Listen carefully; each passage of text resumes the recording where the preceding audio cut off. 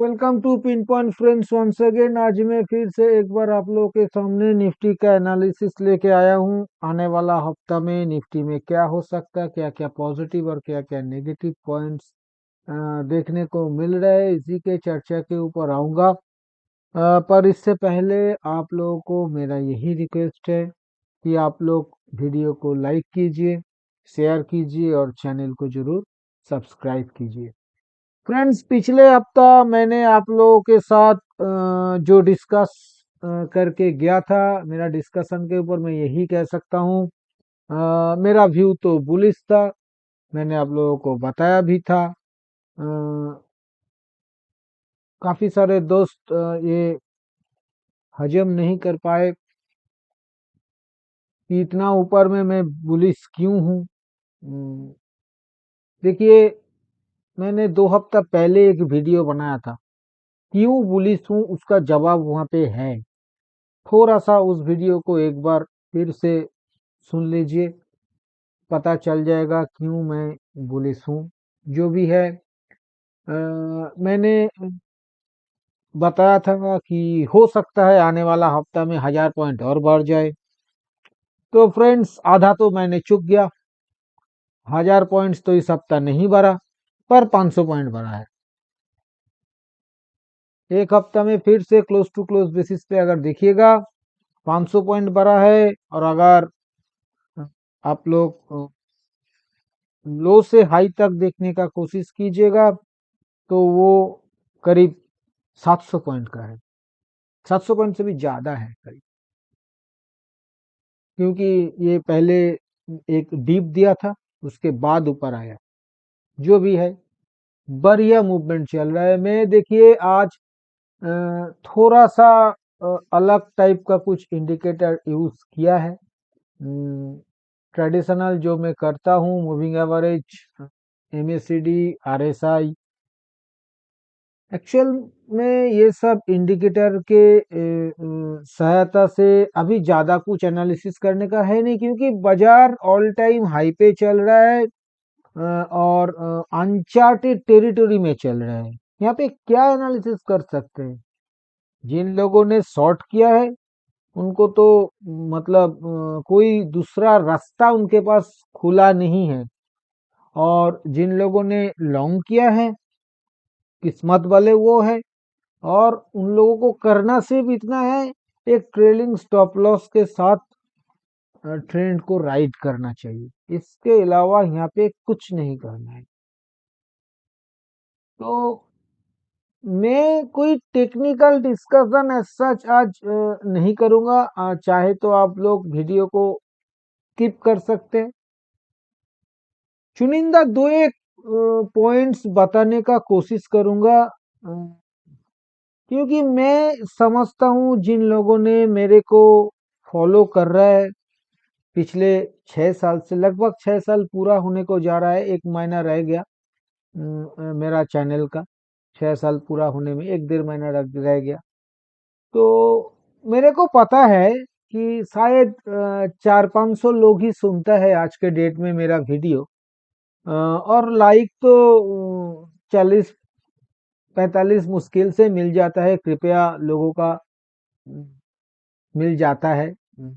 पर इतना हमें भी पता है कि ये जो 400-500 लोग देखते हैं, इसमें से ज्यादातर लोग हमें कई सालों से सुन रहे हैं। ऐसा नहीं कि वो लोग इन दिनों आया है, मतलब 2-4 महीना में सुन रहा है, क्योंकि 2-4 महीना में किसी को मेरा व्यू पसंद ही नहीं आएगा।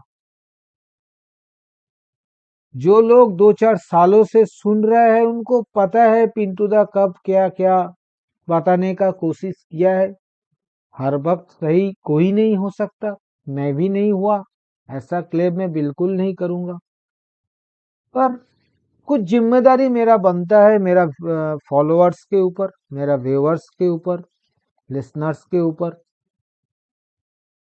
तो आज मैं वही रोल थोड़ा सा निभाने का कोशिश करूंगा। देखिए, यहाँ पे ट्रेंड तो बिल्कुल पॉजिटिव है। आप, अगर मैं नॉर्मली कहूँ moving average setup, MACD, RSI सब कुछ पॉजिटिव है, सिर्फ खरीदने के लिए बोल रहे हैं। और मैंने यहाँ पे एक दूसरा इंडिकेटर यूज किया है, जो कि है इचिमुकु क्लाउड। थोड़ा सा एडवांस टाइप का इंडिकेटर है। मैं हर हफ्ता क्यों बहुत रेयर मैंने आप लोगों के सामने ये सब इंडिकेटर का यूज किया है, पर पर्सनल स्टडी में तो करना पड़ता है। तो इचिमुको क्लाउड से आप लोग देख सकते हो, मैंने मार्क करके दिया है कि क्लाउड से फिलहाल प्राइस कितना दूर भाग चुका है। ये भी आप देख सकते हो 2022 जब टॉप बना रहा था 18,900 के आसपास, उस वक्त करीब ये 1500 पॉइंट क्लाउड से ऊपर था। परसेंटेज टर्म्स में देखा जाए 8.5% के आसपास। जब इसी साल जुलाई में टॉप बना रहा था, पहला टॉप जब बना रहा था, तब ये मान लीजिए करीब 1500 पॉइंट ही करीब ऊपर था क्लाउड से। परसेंटेज टर्म में वो 8% के आसपास था। आज के डेट में आफ्टर क्लोजिंग ये अगर देखा जाए तो क्लाउड से करीब 2000 पॉइंट ऊपर है, और परसेंटेज टर्म में 10% ऊपर है क्लाउड से, डेली इचिमुकु से।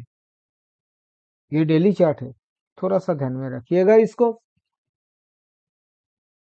और अगर 200 एसएमए का बात किया जाए, मैंने पिछले हफ्ता बताया आप लोगों को किस तरह का बिहेवियर चल रहा है, वहां से भी 500 पॉइंट बढ़ा है। अगर आप देखिएगा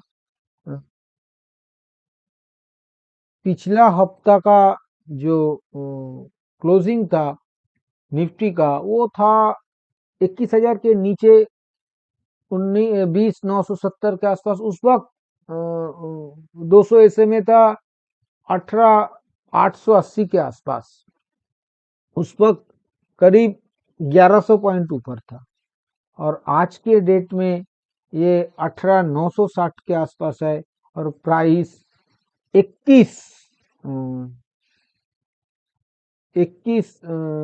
400, सॉरी थोड़ा सा मेरा गलती हो गया।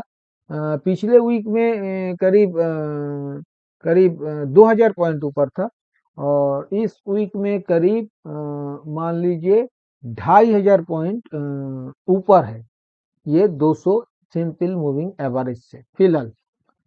तो इसको नज़रअंदाज मत कीजिएगा। मैंने पिछले हफ्ता भी आप लोगों को बताया था, हिस्टोरिकल पैटर्न रिसेंट पास्ट में देखा जाएगा तो 1700, 1800, 1900 पॉइंट से ज़्यादा ये डेविएशन नहीं लेता है 200 एसएमए से। फिलहाल के लिए ये 2500 पॉइंट ऊपर है, इसको भी थोड़ा सा गौर कीजिएगा। एक चीज ढूंढने का कोशिश कीजिएगा। देखिए 2500 पॉइंट पहले कब डिविएट किया था, ये मतलब गलत तरीका से ये मतलब एनालिसिस हो जाएगा। परसेंटेज टर्म में देखिएगा, ये जो करीब 13% मान लीजिए, करीब 13% ऊपर है ये तो 200 सैंपल मूविंग एवरेज से। पिछले बार कब कब, पिछले 20 साल में, पिछले 25 साल में कब कब ये 200 एसएमए से 13, 14, 15% का डेविएशन लिया था, उसके बाद क्या हुआ था, ये सब थोड़ा सा आपको एनालिसिस करना पड़ेगा। इसके साथ साथ फ्रेंड्स यहाँ पे अगर आरएसआई देखिएगा, डेली आरएसआई 85 के ऊपर डेली आरएसआई है। यहीं पे मैं ये नहीं कह रहा हूँ ये वीक है, बहुत स्ट्रांग है। अभी ये स्ट्रांग होता तो ठीक था, ये बहुत स्ट्रांग जो है ये थोड़ा सा सता रहा है। कहीं पे ये बहुत स्ट्रांग तो ज्यादा दिन रह नहीं सकता। बहुत स्ट्रांग से थोड़ा सा स्ट्रांग, उसके बाद थोड़ा सा मीडियम स्ट्रांग अगर हो जाए तो प्राइस का तो समझ ही रहे हो आप लोग मैं क्या कहना चाह रहा हूँ। जो भी है, डेली चार्ट में बाकी देखिए मेरा 20, 50, 200 मूविंग एवरेज मैंने प्लॉट कर दिया है। वो सब एकदम बिल्कुल फर्स्ट क्लास है, कहीं पे कोई दिक्कत नहीं है। मेरे को तो ये थोड़ा सा बुर्ज खलीफा की तरह दिख रहा है डेली चार्ट में। ये जो 18,800 से 21,500 मोटा मोटा मान लीजिए 2700 पॉइंट का रैली जो हुआ है पिछले 1.5 महीना में, क्योंकि 26 अक्टूबर को वो लो लगा था इसी साल। करीब 1.5 महीना में ये जो रैली है थोड़ा सा बुर्ज खलीफा लग रहा है मेरे को। और तो और इस रैली में मोटा मोटा 8-10 डोजी कैंडल, मोटा मोटा 7-8 गैप, इस तरह से इतना स्ट्रॉन्ग बुलिशनेस के साथ ये ऊपर जा रहा है।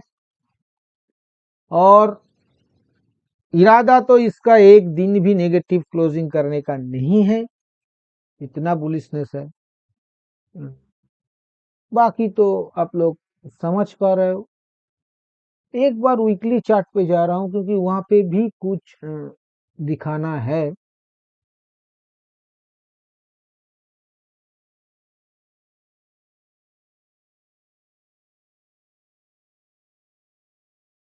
अ, देखिए वीकली चार्ट पे मैंने जो आप लोगों को दिखाने का कोशिश करूंगा।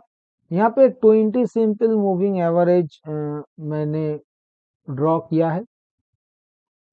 अ, कितना लोगों को पता है हमें मालूम नहीं, पर ये 20 simple moving average Bollinger band का मिड बैंड होता है। तो ये कितना लोगों को पता है, मेरा बोलिंगर बैंड भी ड्रॉ किया हुआ है वीकली चार्ट के ऊपर, और 20 सिंपल भी ड्रॉ किया हुआ है। तो दोनों लाइन मिल गया है, 20 सिंपल और बोलिंगर का मिड बैंड, और रेड से मार्क किया हुआ है, आप लोग देख पा रहे हो। देखने लायक चीज यह है, ये 20 सिंपल मूविंग एवरेज से आज के डेट में प्राइस करीब 1700 पॉइंट का डेविएशन लिया है, ऊपर की तरफ है। पिछले बार वीकली चार्ट के ऊपर जब जब करेक्शन देखने को मिला, मैंने 2-3 मार्क कर दिया है। लगभग यही 1500 1700, एक बार 2000 पॉइंट भी हुआ था। वो 2020 एंड में हुआ था, तब कोविड कोविड से निकल रहा था, ब्रेकआउट किया था, उस वक्त हुआ था। परसेंटेज टर्म में देखा जाए तो वो करीब 15-16% का था, और बाकी मोटा मोटा 10-12% का इस बार भी करीब 8.5-9% के आसपास आ पहुंचा है वीकली चार्ट के ऊपर। तो ये थोड़ा सा देखिएगा इसको। इसके साथ साथ मैंने बोलिंगर क्यों मतलब ड्रॉ किया है, क्यों बोलिंगर को प्लॉट किया है। यहाँ पे दो बोलिंगर मेरा प्लॉट किया हुआ है, एक मल्टीप्लीकेशन 2, दूसरा जो रेड कलर से किया हुआ है वो मल्टीप्लीकेशन 3 है उसका। आप लोग देख पा रहे हो कि ये जो बोलिंगर 3 मल्टीप्लीकेशन है उसका अपर बैंड खड़ा है 21,467, बाजार का क्लोजिंग आया है 21,456, और बाजार का टॉप बना है 21,488। तो वो वीकली चार्ट के ऊपर 3 मल्टीप्लीकेशन बोलिंगर बैंड को सिर्फ छुआ ही नहीं, पिछले हफ्ता भी छुआ था। मैंने आप लोगों को पिछले हफ्ता दिखाया नहीं था, इस हफ्ता दोबारा छुआ है और लगभग उसके ऊपर क्लोज भी आ गया है, पिछले हफ्ता भी आया था। तो फ्रेंड्स, यहाँ पे कहानी में कुछ ट्विस्ट है जो बताना बहुत जरूरी है। ये सिचुएशंस निफ्टी में अगर आप जाके हिस्टोरिकल चार्ट स्टडी कीजिएगा तो ये सिचुएशंस रिसेंट पास्ट में आपको देखने को तो नहीं मिलेगा। देखिए इतना सारा टॉप है, कोविड के बाद कभी भी ये बोलिंगर 3 को टच नहीं किया वीकली चार्ट के ऊपर। बोलिंगर 2 का टॉप को जरूर टच किया है, उसको क्रॉस किया है, पर 3 को टच करने का हिम्मत कभी नहीं दिखाया प्राइस। और पिछले 10 साल अगर आप देखिएगा तो आपको वो देखने को नहीं मिलेगा। कब मिलेगा ये देखने को, सवाल सबसे बड़ा ये है। मैंने पिछले 25 साल का ये स्टडी किया है, और ये स्टडी करने के बाद हमें सिर्फ 2 दफा ये देखने को मिला है, एक 2000 जनवरी में और दूसरा देखने को मिला था 2007 नवंबर दिसंबर इस टाइम में। अभी नवंबर दिसंबर नहीं, शायद ये अक्टूबर में देखने को मिला था, 2007 अक्टूबर में देखने को मिला था, सितंबर अक्टूबर ऐसा ही कुछ देखने को मिला था। एक तो याद है 2000 का जनवरी में देखने को मिला था, दोनों टाइम देखने को मेरे को मिला था। और ये जब जब ऐसा होता है उसके बाद क्या हुआ, पहला जब ये बोलिंगर 3 को टच करता है वहां से आराम से 5-10% का रैली दे देता है, आराम से एकदम 5-10% का रैली करवा देता है।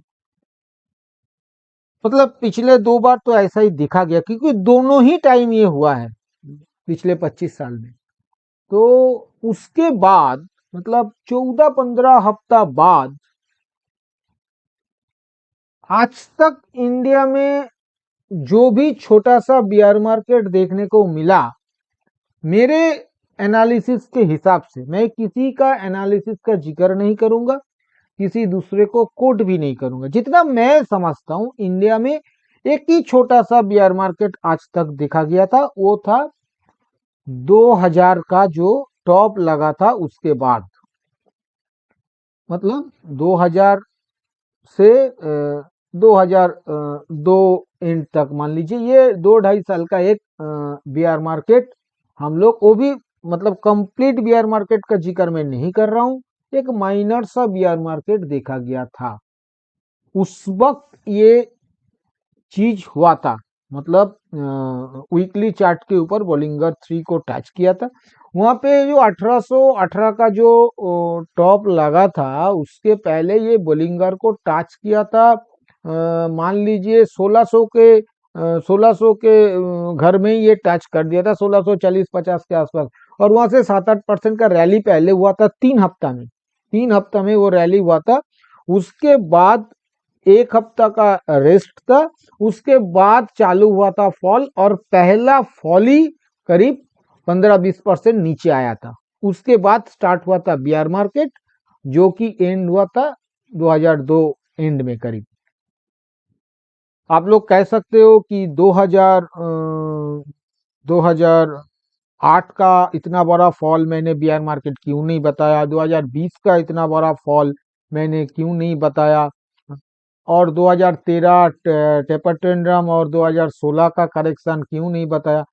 इसलिए क्योंकि 2013 और 2016 मेरे ख्याल से ये करेक्टिव फेज था, काउंटर ट्रेंड था मेरे ख्याल से, जो कि बियर मार्केट नहीं था as per my analysis, based on my own view, own analysis, जो भी आप कहे। और जो 2008 और 2020 का था वो मेरे ख्याल से फ्लैश क्रैश था, बियर मार्केट नहीं था। तो एक तो 2000 में देखा गया था, और दूसरा 2008 में। 2008 में क्या हुआ था, वो जो सितंबर अक्टूबर का मैं जिक्र कर रहा था, वो उस टाइम में निफ्टी करीब 5400-5500 इसके आसपास था, जब ये बलिंगर 3 को टच कर दिया था, मतलब उसके आसपास क्लोज कर दिया था। उसके बाद करीब 11-12 हफ्ता का रैली चला। रैली कहना इतना मतलब, रैली भी कह सकते हो, क्योंकि 5400-5500 से ऊपर में 6300 का टॉप लगा था, मतलब 16-17% तो आराम से आप गिन सकते हो ऊपर गया था। पर काफी वोलाटिलिटी के साथ गया था, बाजार काफी वोलाटाइल था उसी 3-3.5 महीना में। वो जो अक्टूबर से जनवरी 2008-16 तारीख को करेक्शन आया था, जो भी हो, तो उसके अंदर मतलब उतना छोटा टाइम फ्रेम के अंदर 3-4-10% का करेक्शन भी आया था, फिर ऊपर गया था, फिर करेक्शन आया था, फिर ऊपर गया था, ऐसे करके 11-12 हफ्ता कटाया था। उसके बाद फ्रेंड्स, उसके बाद अगले 4 हफ्ता में 30 से 40% का करेक्शन आया था ऊपर से। मतलब ये कहानी पूरा किया ये साइकिल 16 हफ्ता में टच करने के बाद। और 2000 में ये कहानी पूरा हुआ था 8-10 हफ्ता में टच करने के बाद, पर करेक्शन ज्यादा 2008 में किया था एज पर परसेंटेज वाइज। इस बार ये टच किया पिछले हफ्ता। आप कह सकते हो कि अगर अगर शब्द का यूज काफी सोच बूझ के कर रहा हूं, अगर इस बार कुछ खराब होना है तो अभी भी टाइम बचा हुआ है काफी, ये भी मैं मानता हूँ। क्योंकि कुछ खराब होगा कि नहीं ये भी मेरे को पता नहीं। अभी मैं कुछ लोगों का जिक्र करूंगा। बहुत सारे लोगों का मानना है कि ये एक नया बुल मार्केट का शुरुआत है। देखना पड़ेगा आने वाले दिनों में। अभी मैं इसके ऊपर कोई भी क्लियर व्यू नहीं ले रहा हूँ कि ये बुल मार्केट का शुरुआत है या कुछ और है। ऐसा क्यों कर रहा हूँ, इसके पीछे भी कुछ वजह है। मैंने शायद याद नहीं कर पा रहा हूँ 2-4 हफ्ता पहले इसका जिक्र किया था कि नहीं। सिर्फ एक चीज को फॉलो कीजिएगा। अगर आप Buffett indicator, market cap to GDP ratio, जो बफेट इंडिकेटर के नाम से जाना जाता है, GDP to market cap ratio, जो भी आप लोग कहो, तो वो 2008 में जब क्रैश हुआ था 137 पे था। अभी मान लीजिए ये करीबन 125-26 के आसपास आ गया है। ठीक है, तो एक बुल मार्केट का जन्म का मतलब, बुल मार्केट का डेफिनेशन कितना लोगों को पता है हमें पता नहीं, मालूम नहीं। मैं माफी चाह के कहूंगा, एक बुल मार्केट कम से कम 3-4 गुना होके ही खत्म होता है, उससे पहले नहीं। कम से कम 6-7 गुना होना चाहिए, पर कम से कम 3-4 गुना तो मतलब होने को मांगता है एक बुल मार्केट में। और एक बुल साइकिल कम से कम 7 साल चलता है। तो यहाँ पे अगर कोई नया बुल मार्केट में हम लोग एंटर कर रहे हैं तो इसका मतलब क्या है? हम लोग 70-80 हजार के लिए निकाल रहे हैं। और लाजिमी कितना है, थोड़ा सा घुमा के अगर देखो, आज इंडिया का जीडीपी कितना है? कुछ दिन पहले जिस दिन वर्ल्ड कप फाइनल था उस दिन ये हम लोग 4 ट्रिलियन क्रॉस किया। आज के डेट में मार्केट कैपिटलाइजेशन करीब 5 ट्रिलियन है। तो अ, अगर यहाँ से 3 गुना भी पकड़ लेता हूँ तो 15 ट्रिलियन का मार्केट कैप, जीडीपी कितना बढ़ेगा? कितना बढ़ेगा जीडीपी यहाँ से? 6 ट्रिलियन, 7 ट्रिलियन, 8 ट्रिलियन, मतलब बाफेट इंडिकेटर 200 हो जाएगा। जो लोग बोल रहे हैं, थोड़ा सा सोच बुझ के ये बताना चाहिए। थोड़ा सा सोच बुझ के आप लोग कह सकते हो क्यों नहीं हो सकता पिंटू दा? तो अमेरिका का तो market cap to GDP ratio आपका अगर देखा जाए तो 170 के आसपास है। बिल्कुल है, बिल्कुल है। पर थोड़ा सा स्टडी करना चाहिए क्यों है। हम ठहरे 40 साल का हमारा इतिहास है स्टॉक बाजार का, उनका 140 साल का, पहले बात। दूसरा बात, अगर आप यूएसए का जिक्र कर रहे हो तो वहां पे सिर्फ यूएसए का ही कंपनी नहीं है उनका स्टॉक एक्सचेंज में, पूरा दुनिया का भर भर के कंपनी का, अलीबाबा, कुछ भी कहो आप, इंफोसिस, एडीआर, कुछ भी कहो, पूरा दुनिया का आपका स्टॉक मतलब कंपनी वहां पर लिस्टेड है। इसीलिए उन लोगों का मार्केट कैपिटलाइजेशन इतना हाई है। अगर सिर्फ अमेरिका के हिसाब से कोई डेटा निकलेगा तो इतना हाई शायद नहीं रहेगा। तो ये चीज भी ध्यान में रखना पड़ेगा ये सोचने से पहले कि हमारा बाफेट इंडिकेटर 200-300 हो जाएगा, ये सोचने से पहले। इसलिए मैंने इसका जिक्र किया कि मैं इसके ऊपर कोई निर्णय अभी तक नहीं लिया कि ये सच में बुल मार्केट में जा रहा है या कुछ और जा रहा है।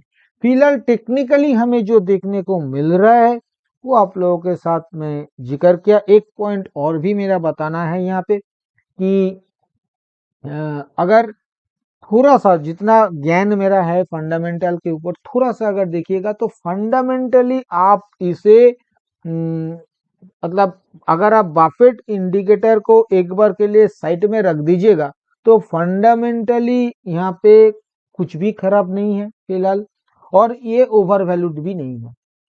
क्यों ऐसा कह रहा हूँ, क्योंकि इंडिया ग्रोथ स्टोरी अभी चलेगा, कम से कम अगला 20-30 साल चलेगा, यहाँ पे कोई शक का गुंजाइश नहीं है। अर्निंग्स बढ़ेगा, सब कुछ ठीक है। तो पी मल्टीपल के हिसाब से अगर देखा जाए हम लोग मुश्किल से 23 पी के आसपास चल रहा है। तो इंडिया में जब चीजें खराब होता है हम लोग 18 पी के आसपास जाता है, चीजें अच्छा होता है हम लोग 28-29 पी के आसपास जाता है। तो हम बीच में खड़ा है। तो इसलिए ना तो ये चीप वैल्यूएशन है ना तो ये ओवर वैल्यूड है, इसे फेयरली वैल्यूड कहा जा सकता है। तो इसलिए इसका जिक्र किया, पर टेक्निकली जो जो पॉइंट देखने को मिला है वो आप लोगों के सामने मैंने रखा है। एक पॉइंट और, जो वीकली आरएसआई अगर आप देखिएगा तो सीधा आंख से नजर नहीं आएगा, शॉर्टर टाइम फ्रेम के ऊपर ब्रेकआउट देखने को मिलेगा, पर थोड़ा सा लॉन्गर टाइम फ्रेम कर लीजिएगा तो डाइवर्जेंस आपको नजर आएगा। वीकली आरएसआई के ऊपर भी मैंने मार्क करके दिया है, देख सकते हो आप लोग। तो ये सब के चलते देखिए अभी मैं कोई क्लियर व्यू तो नहीं दे रहा हूँ यहाँ पे कि ये ऊपर चला जाएगा या नीचे चला जाएगा। सीधा सीधा शॉर्टर टाइम फ्रेम में ये बहुत ज्यादा बुलिश है, इसमें कोई डाउट नहीं है, बहुत ज्यादा बुलिश है। कब रिवर्सल आएगा, कैसे आएगा, ये सोचना पड़ेगा। पर मेरा इतना बात कहने का मतलब सिर्फ इतना है, फिर एक बार कह रहा हूं, जो लोग लॉन्ग पे है स्टॉप लॉस के साथ, ट्रेलिंग स्टॉप लॉस के साथ इसे राइट करिए। शॉर्ट करने का कोशिश बिल्कुल मत कीजिए, बिल्कुल भी मत कीजिए। और सबसे बड़ा पॉइंट, काफी सारा लोग फोमो में है, मिस किया हुआ है ये रैली को। उनको ऐसा लग रहा है कि एक पुल बैक दे दे, जैसे कि 2 दिन पहले दिया था, ऊपर में 2150 से नीचे 20 770 80 के आसपास कुछ 200-250 पॉइंट का एक दिया था। इस तरह का कोई पुल बैक दे दे, हम लोग घुस जाएंगे। हाथ जोड़ के मेरा विनती ये है कि कृपया करके ये कोशिश ना किया जाए तो ही बेहतर है।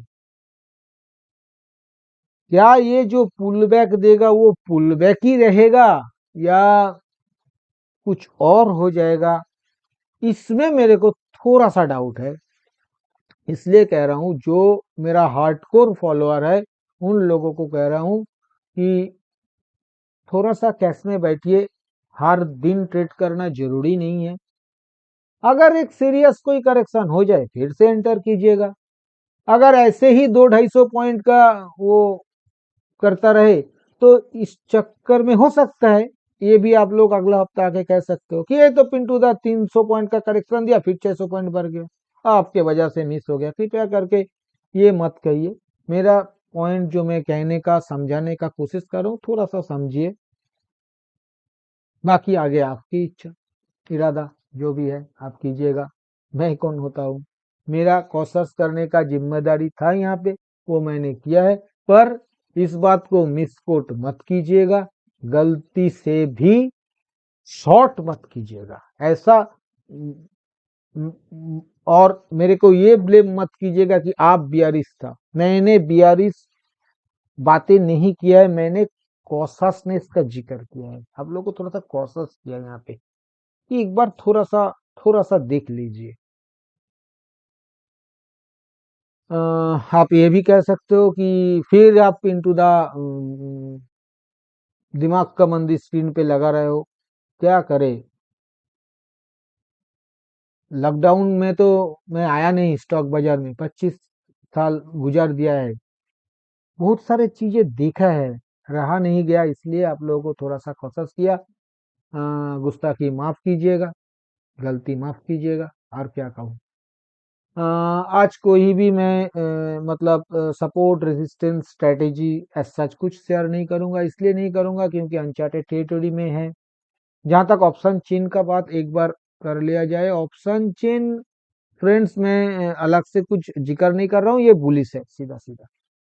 ठीक है, कॉल साइड में ज्यादा वाइट जनरेट हो ही नहीं रहा है, पुट साइड में अच्छा खासा वाइट जनरेट हो गया, तो ऑप्शन चेन बुलिश है, बस इतना मान लीजिए।